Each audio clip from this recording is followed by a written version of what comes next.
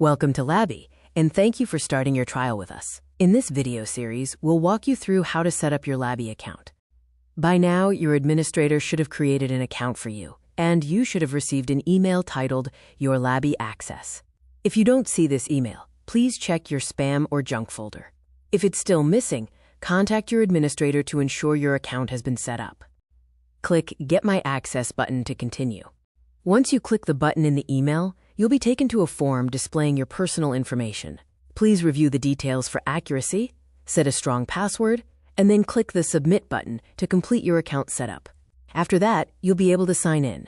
Note, the setup link can only be used once. If you see an invalid secret error, it means the link has already been used. In that case, please contact your administrator to resend the account setup email.